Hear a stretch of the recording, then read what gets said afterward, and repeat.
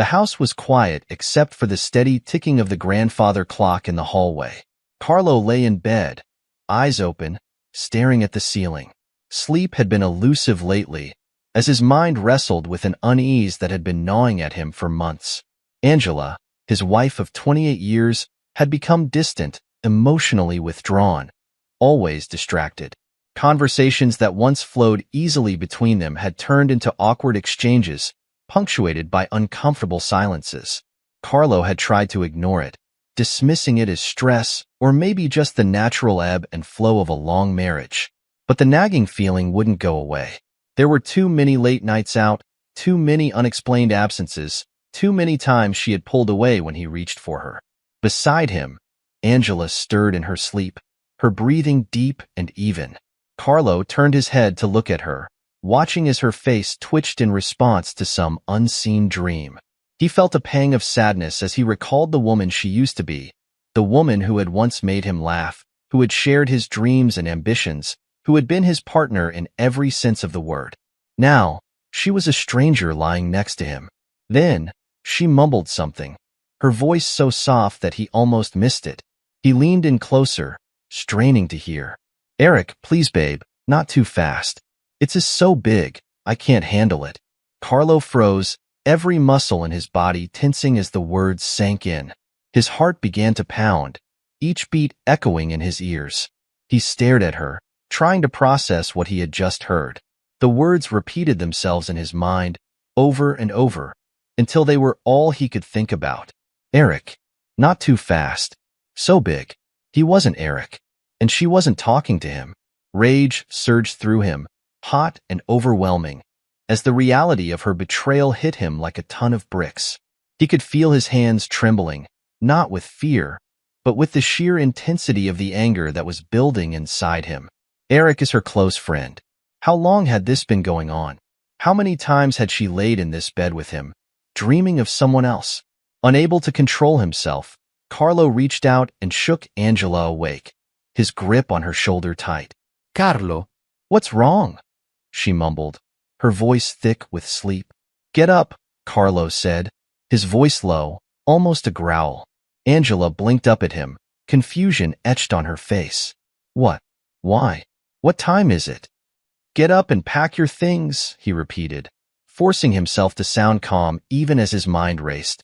"I'm taking you on a surprise vacation." She frowned, clearly trying to make sense of his words. "A vacation? Now?" "Yeah," he said, his smile strained. "Right now. You've been saying we needed to get away, right?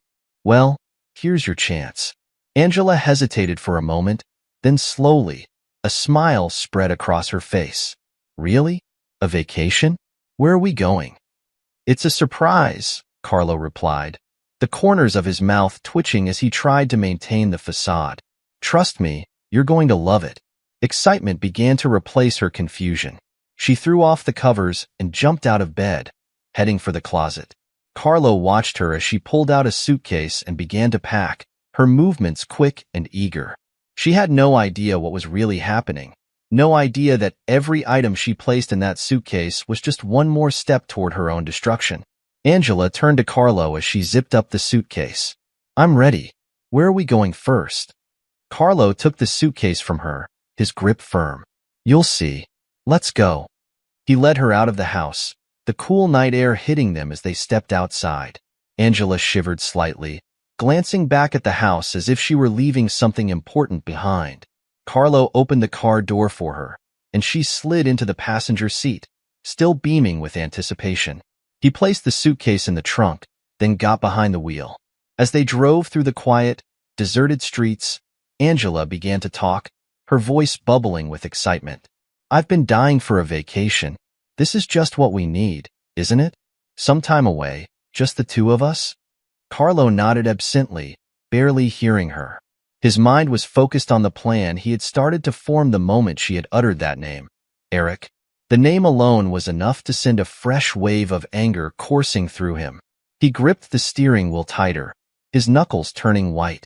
They drove for what felt like an eternity to Carlo, but eventually, they arrived at their destination, a rundown motel on the outskirts of town. The neon sign flickered weakly, casting an eerie glow over the cracked pavement and peeling paint. Angela's smile faltered as she looked around, clearly confused. This is different. Are we staying here? Carlo parked the car and turned to her, his eyes cold. Oh no, sweetheart. This is just the first stop. Angela's smile disappeared entirely, replaced by a look of uncertainty. Carlo, what's going on? Why are we here? Carlo got out of the car, walked around to her side, and opened the door. He took her hand, pulling her out of the car with more force than necessary. She stumbled slightly but caught herself, her unease growing by the second. Carlo?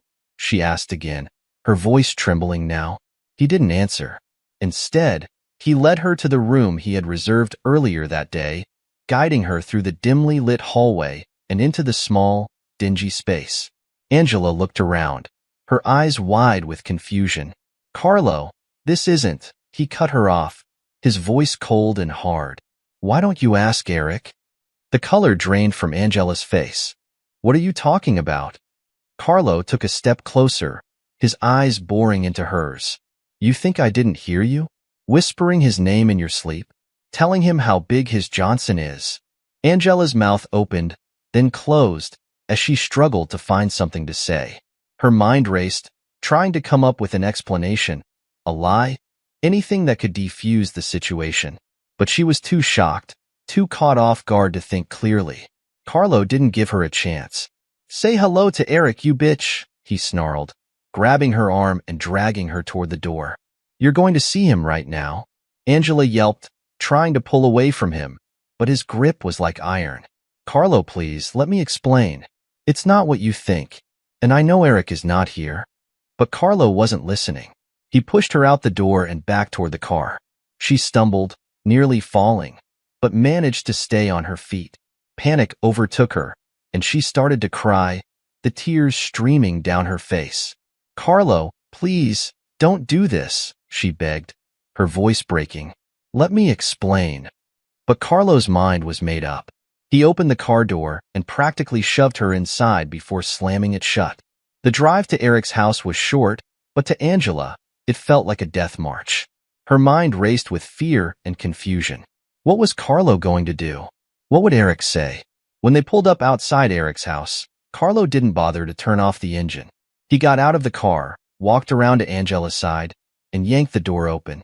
She shrank back, trying to make herself as small as possible. Get out, bitch, Carlo ordered, his voice devoid of emotion. Angela hesitated for a moment, then slowly, she climbed out of the car. She looked up at the house, her heart pounding in her chest. The lights were on inside. Eric was home. Carlo marched up to the door and banged on it with his fist.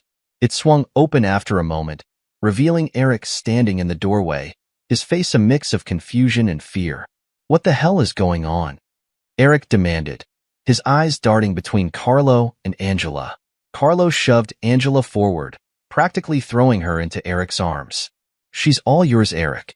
Enjoy your time together. Angela stared at Carlo, her eyes wide with horror. Carlo, no, please. But Carlo was done. He turned on his heel and walked back to the car without another word.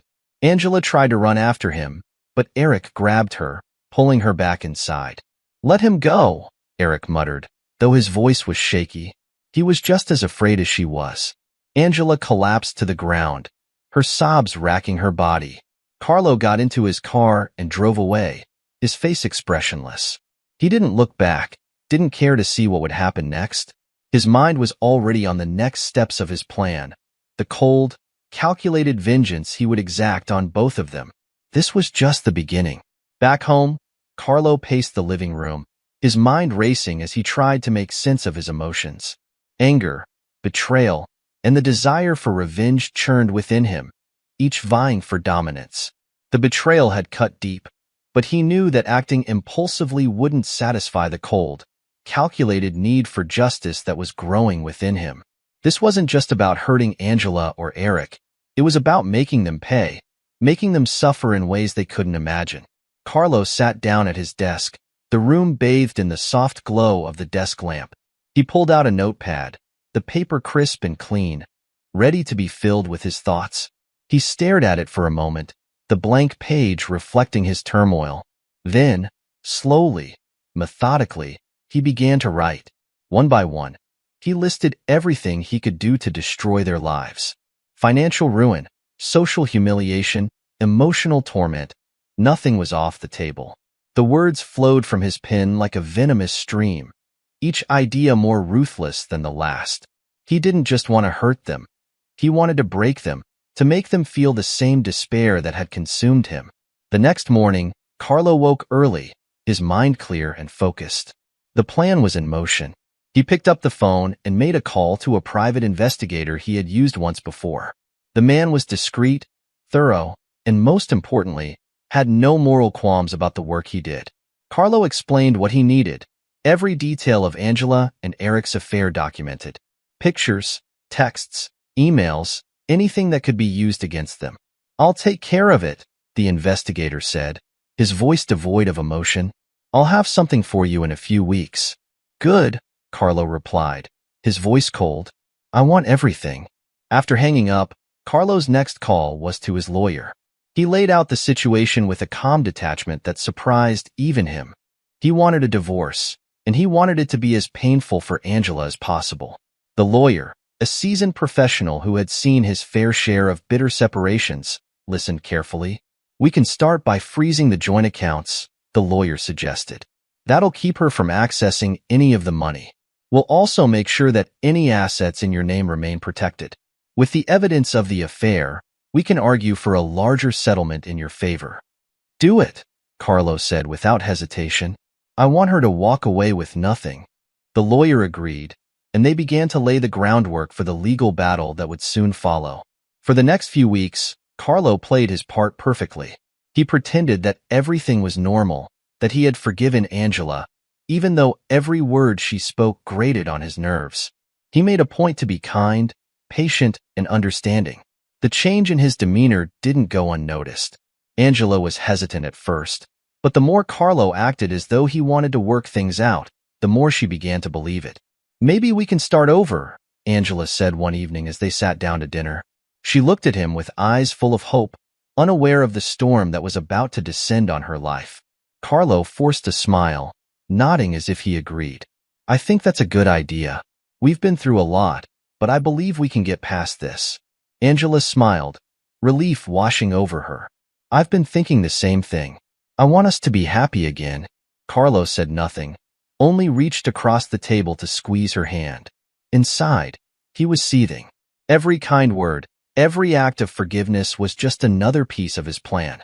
He watched as Angela tried to mend their relationship, putting in effort, trying to please him. She cooked his favorite meals, planned little outings, and even started wearing the clothes he liked.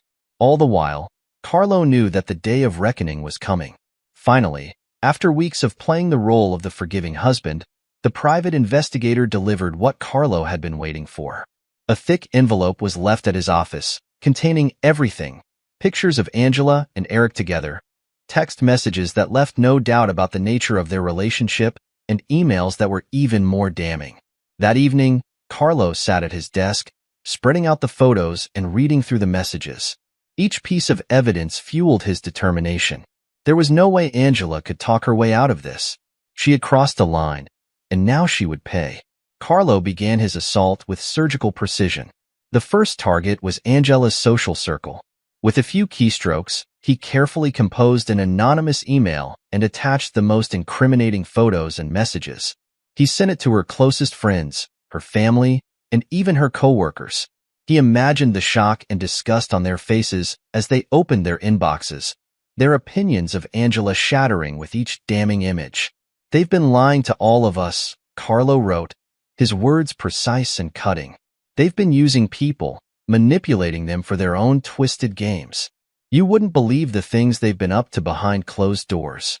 He hit send, knowing that the message would ripple through their community, poisoning the way people saw Angela and Eric. It didn't take long for the rumors to take root. Everywhere they went, they were met with cold stares and whispered conversations that fell silent as they approached. Angela's friends stopped returning her calls. Eric found himself shunned by his peers. They were no longer just the couple who had cheated. They were now the couple everyone believed was dangerous and depraved. The fallout was immediate. Angela's phone started buzzing nonstop with calls and messages. Confused and panicked, she tried to answer them, but the responses she received were cold, accusatory. Her closest friend, Karen, called her in tears. "How could you do this, Angela?" Karen's voice was full of anger and disbelief. "How could you lie to all of us, to Carlo? I thought you were better than this." "It's not what you think." Angela tried to explain, her voice trembling. "I can explain." "Explain?" Karen cut her off. "There's nothing to explain. We all saw the pictures. We saw the messages. You disgust me." The line went dead, and Angela stared at her phone, her hands shaking. She looked up at Carlo, who was sitting calmly in the living room, reading the newspaper. "Carlo," she began, her voice cracking, Did you do this?" Carlo lowered the paper and met her gaze, his expression unreadable. "Do what?" "Send those photos, those messages, to everyone?" Her voice was barely a whisper. Carlo set the paper aside and stood up, slowly walking toward her. "What difference does it make, Angela? The truth was going to come out eventually." Tears welled up in Angela's eyes. "You said you forgave me. You said we could work things out." Carlo's face hardened. "Oh, bitch, I lied." Angela's breath hitched as the realization hit her. This wasn't just a betrayal. It was the beginning of her downfall. The next step was financial. Carlo contacted the bank, freezing their joint accounts. When Angela tried to withdraw money the next day, her card was declined. She called the bank, only to be told that the accounts had been frozen under Carlo's authority. Panic set in as she realized she had no access to their savings, no money of her own. "What's going on, Carlo?" Angela demanded that evening, her voice laced with desperation. "Why are the accounts frozen?" Carlo didn't look up from the book he was reading. "I'm protecting what's mine. You have no right to that money." "But how am I supposed to live?" Angela's voice rose, panic clear in her tone. "You can't just cut me off like this." Carlo finally looked at her, his gaze icy. "Watch me." The next step was even more ruthless. Carlo collected all the evidence he had, the photos, the texts, the emails, and uploaded them to the internet. He posted them anonymously on various forums and social media platforms, ensuring that the sordid details of their affair would be seen by as many people as possible. There was no going back now. The internet was forever, and so were their sins. The fallout was immediate. Angela was at work when her phone started buzzing uncontrollably. Notifications from Facebook, Twitter, and Instagram flooded in, each one a dagger to her already fragile state. She opened one message and saw the photos of her and Eric, their most private moments now public for all to see. Her hands shook as she scrolled through the comments, vicious, mocking, and unrelenting. Her co-workers began to whisper, and soon, the whispers turned into open stares. The HR manager called her into the office, her face pale with discomfort. "Angela, we need to talk," the HR manager said, her voice strained. "There's been some information circulating about you online. This isn't something we can overlook." Angela felt her world collapse around her. She tried to explain, to deny, but the evidence was overwhelming.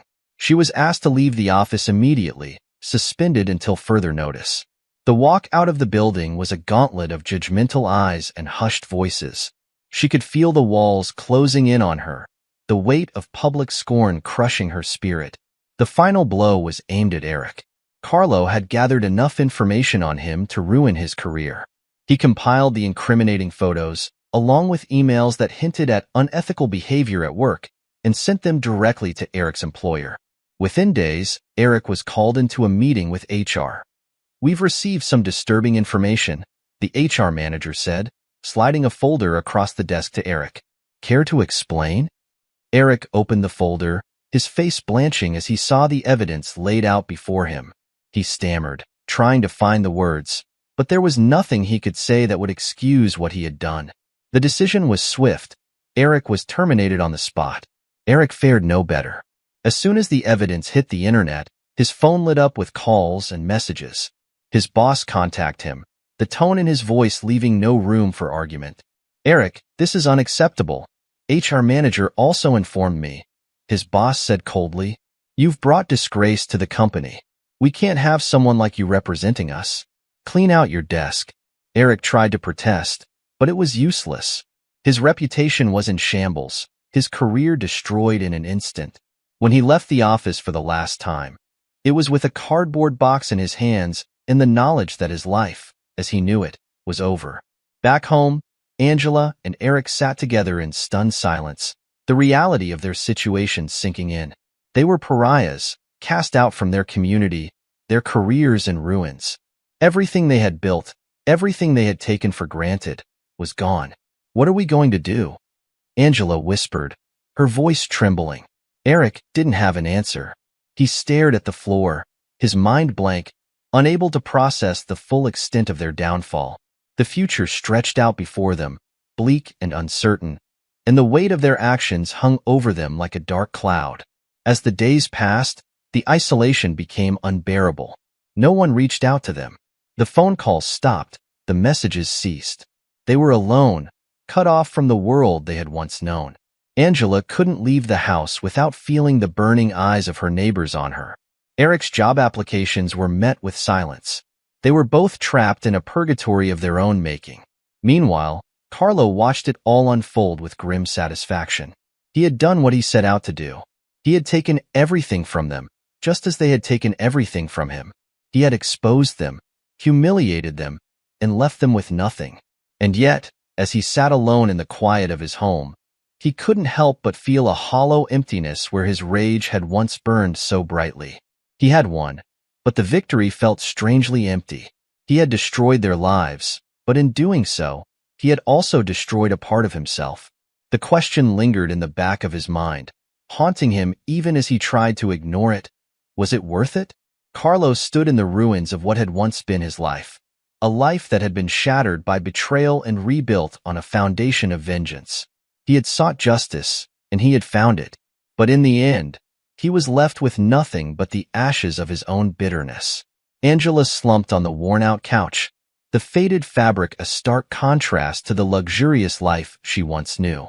Empty bottles of cheap wine littered the floor, evidence of her nightly attempts to drown her sorrows.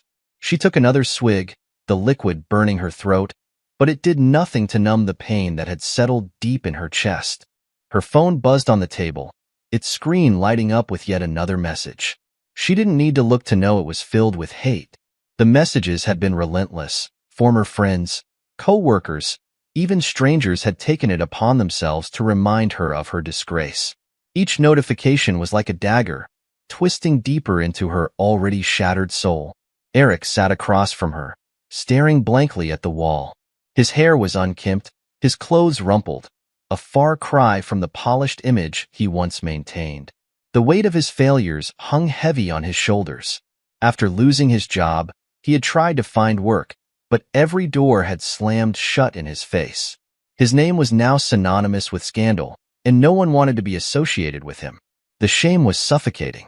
"I can't believe this is our life now," Angela muttered. Her voice slurred from the alcohol. She glanced at Eric, but he didn't respond, didn't even look at her. His silence was a familiar companion, one that had grown more oppressive with each passing day. Angela's frustration boiled over. "Do you even care? Or are you just going to sit there and do nothing?" Eric's jaw tightened, but he remained silent. The anger that had once fueled their arguments had dulled, leaving behind only exhaustion. He was too tired to fight, too defeated to care. Angela scoffed and grabbed another bottle, her hands shaking as she struggled to twist off the cap. "This is all your fault," she hissed, more to herself than to him. If we hadn't." Her words trailed off as she realized there was no point. The blame game had lost its meaning. They were both responsible for their downfall, both complicit in the choices that had led them here. But acknowledging that truth was too painful, so she buried it beneath another gulp of wine. Eric finally spoke, his voice hollow. "Blaming each other isn't going to change anything." Angela glared at him, her eyes bloodshot. "And what's your solution, huh? Just sit here and rot?" Eric didn't answer. He didn't have a solution. He had nothing left to offer, not to Angela, not to himself. The spiral of despair they were trapped in had stripped them of hope, leaving only the bitter remnants of what once was. Angela stood up, swaying slightly as she made her way to the window. She looked out at the world beyond the glass, a world that had turned its back on her. The city lights flickered in the distance, indifferent to her suffering. She pressed her forehead against the cool pane, her breath fogging up the glass. "I wish we could go back," she whispered, more to herself than to Eric. "I wish we could undo it all."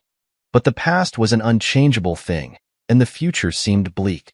There was no going back, no undoing the choices that had led them to this place of despair. The only thing left was the suffocating weight of regret, a burden they would carry for the rest of their lives. Carlo stood in the spacious new house he bought. He smiled to himself, the satisfaction of his new beginning filling him with a sense of peace he hadn't felt in years. His mornings started early now, a far cry from the lethargic routines of the past. At dawn, he'd lace up his running shoes and head out for a jog through the nearby park, the crisp morning air filling his lungs as his feet pounded the pavement. After his run, Carlo would return home, shower, and prepare a healthy breakfast, usually a smoothie packed with fresh fruits and vegetables. He took pride in this new ritual, a stark contrast to the hurried, unhealthy meals he used to share with Angela. Everything about his life now was intentional, focused, and free of the toxicity that had once weighed him down. Work had become a new frontier for Carlo. He arrived at the office with a renewed energy that didn't go unnoticed. His dedication and sharp focus led to a series of promotions, each one a stepping stone towards the career he had always envisioned for himself. His colleagues respected him, his bosses valued him, and the accolades poured in. Where once he had felt overshadowed and unappreciated, he now stood out as a leader, a man who had turned his life around. Carlo's personal life flourished as well. One evening, Carlo hosted a small dinner party, a celebration of sorts. His closest friends gathered around the dining table, enjoying the meal he had meticulously prepared. The conversation flowed easily, the room filled with warmth and camaraderie. Carlo looked around the table, grateful for the people who had stood by him, who had helped him find his way back to himself. "You've really turned things around, Carlo," one of his friends remarked, raising a glass in a toast. "Here's to new beginnings." "To new beginnings," Carlo echoed, clinking his glass with theirs. The sentiment wasn't just words, it was his reality. Every day was a new opportunity, a chance to live life on his terms. Through it all, Carlo knew that Angela and Eric were watching, their lives unraveling while his soared. But that no longer mattered to him. His happiness wasn't tied to their suffering, it was a product of his own choices, his own determination to rise above the ashes of his past. Carlo stood on the balcony of his new home one evening. As he looked out at the world before him, he felt a deep sense of contentment. The pain, the betrayal, the anger, they were all behind him now, replaced by something far more powerful: peace. Years had passed, and the toll on Angela and Eric was evident. Their once lively house had decayed into a grim reflection of their lives, crumbling, cluttered, and suffocating. The air inside was thick with the stench of stale alcohol, the remnants of their failed attempts to escape the reality they had created. Angela sat on the edge of the couch, her eyes bloodshot, her hands trembling as she cradled a nearly empty bottle of vodka. The walls seemed to close in on her, the once vibrant world now reduced to this suffocating box. She glanced at Eric, slumped in a chair across the room, his face gaunt, his eyes hollow. He was a shadow of the man he had once been, his addiction having stripped away every ounce of vitality. "Eric," Angela whispered, her voice barely audible, "how did we get here?" Eric didn't respond. He hadn't responded to much of anything in a long time.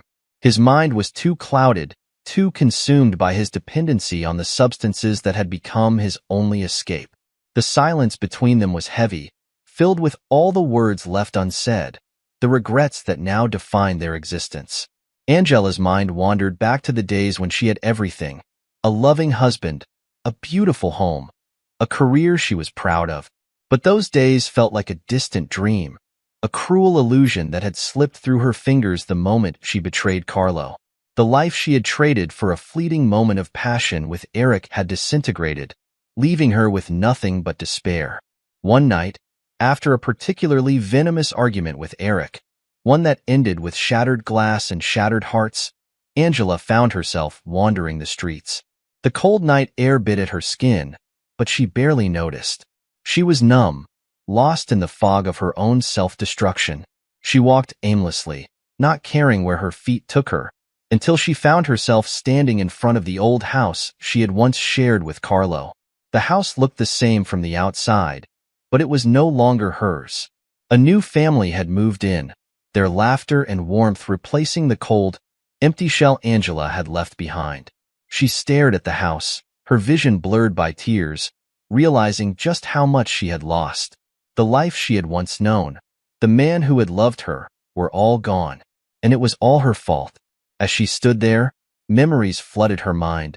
The nights spent in Carlo's arms, the dreams they had shared, the future they had planned. All of it destroyed by her own selfish choices. The guilt and shame were overwhelming, crushing her beneath their weight. She could never undo what she had done, and the realization was unbearable. Meanwhile, Carlo's life had taken a different path.